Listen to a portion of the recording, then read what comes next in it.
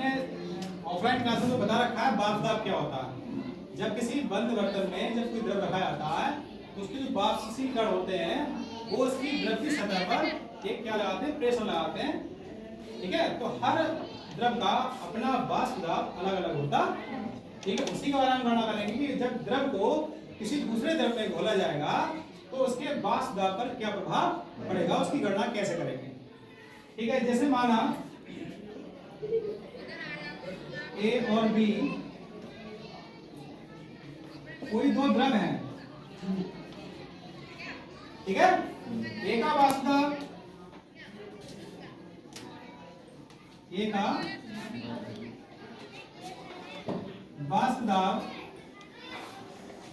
पीए और बी का वाष्प दाब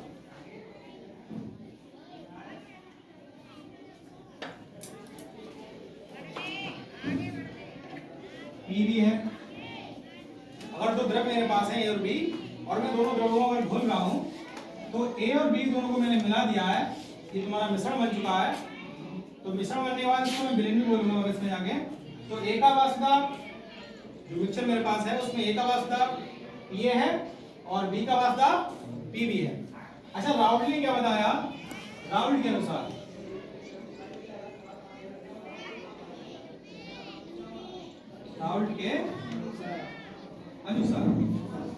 किसी भी द्रव का वाष्प दाब, किसी भी द्रव का जो मिक्सचर में जो भी घुले हुए हैं जो घटक हैं उनमें से किसी का भी वाष्प दाब उसके मोल अंश के समानुपाती होता है। राउल्ट के नियम मतलब पिछले प्रवास में पढ़ चुके हैं। तो मैं लिखूंगा, अगर एक घटक की बात करूंगा तो एक घटक का वाष्प दाब उसके मोल अंश के समानुपाती होता है।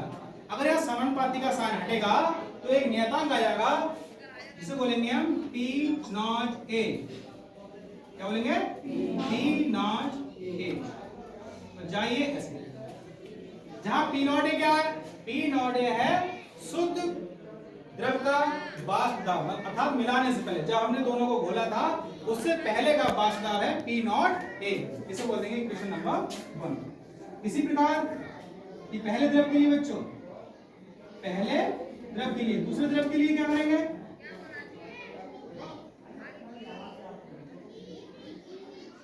दूसरा द्रव हमारे पास बी है तो उसके लिए ऐसे लगा देंगे पीबी समानुपाती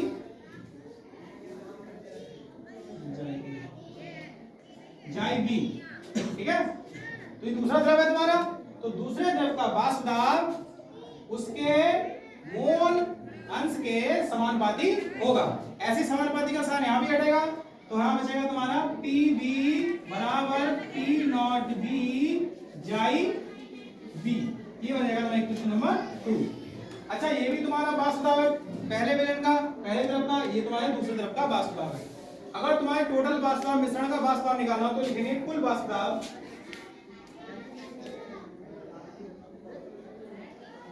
कुल वाष्प दाब। तो कुल वाष्प दाब क्या होगा? P इज इक्वल, पहले तुम्हें पता होना चाहिए कुल वाष्प दाब निकालते कैसे हैं। अगर किसी द्रव में 3 घटक है तो तीनों के वाष्प दाब उस टोटल मिश्रण के वाष्प दाब के बराबर होता है। तो ऐसे इसमें दो घटक लिए मैंने, बस केवल A और B दो द्रव लिए हैं तो पहले A वाले का वाष्प दाब प्लस B वाले का वाष्प दाब टोटल जो तुम्हारा मिश्रण होगा उसके वाष्प दाब के बराबर होगा।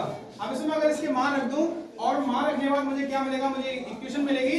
उस इक्वेशन में मुझे ज्ञात होगा कि किसी के मोल, अगर मुझे मोल प्रभाज पता है या मोलस पता है उससे मैं किसी विलेन का किसी मिश्रण का वाष्प दाब निकाल सकता हूं। तो मैं इसकी दोनों की वैल्यू समीकरण को रख दूंगा तो P इक्वल हो जाएगा क्या, यहां रखूंगा मैं P नॉट A जाई A प्लस यहां रखूंगा P नॉट B जाई B। अब दोनों इक्वेशन मुझे पता है, मैंने अपने पास से कुछ लिखा जो रावल ने बताया था वही रखा हुआ है बच्चों।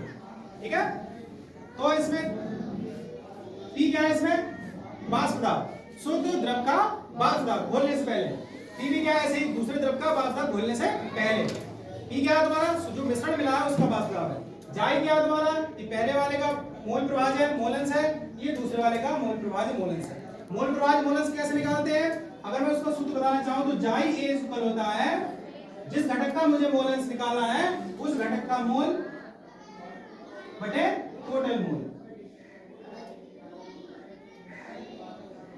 ऐसी जाई भी निकालेंगे हम।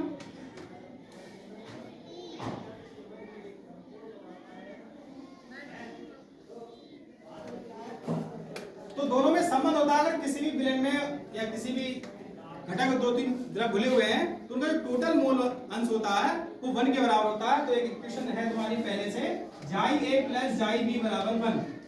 ये संबंध होता है दोनों में। अगर किसी घटक में किसी विलेन में मोल अंश जुड़े हुए हैं तो दोनों के अगर मोल प्रभाव जोड़ोगे तो आपको क्या आना चाहिए, 1 के बराबर आना चाहिए। मोल फ्रैक्शन 1 होता है। तो उसमें अगर मैं यहाँ से इस इक्वेशन में, इक्वेशन नंबर 3 में अगर मैं यहाँ पर जाई ए का मान निकाल के रखूं तो इसको लिखूंगा या जाई ए इक्वल 1 माइनस जाई बी। ये मान जो जाई ए का मान है, मोलस प्रभास का मान है प्रथम वाले का, अगर मैं इस इक्वेशन में रख देता हूं तो मुझे जो इक्वेशन मिलेगी वो जाई बी मिलेगी, जिससे मैं किसी भी घटक का क्या निकाल सकता हूं, एक घटक की सहायता से, एक मोल प्रभाव की सहायता से मैं टोटल मोल वाष्प दाब है मोल की सहायता से निकाल सकते हैं। तो इसमें रख के बताता हूं, वाली P equal P not a, कहां जाएगा P नॉट ए माइनस यहां हो जाएगा P नॉट बी, अंदर मल्टीप्लाई भी कर दे रहा हूं, प्लस यहां हो जाएगा P बी नॉट जाई बी। अब इसमें जाई बी कॉमन ले लोगे तो तुम्हारा इक्वेशन बन जाएगा एक, जिससे तुम किसी भी मिश्रण का वाष्प दाब ज्ञात कर सकते हो। माइनस कॉमन लेंगे तो बनेगा अंदर Pb माइनस Pa।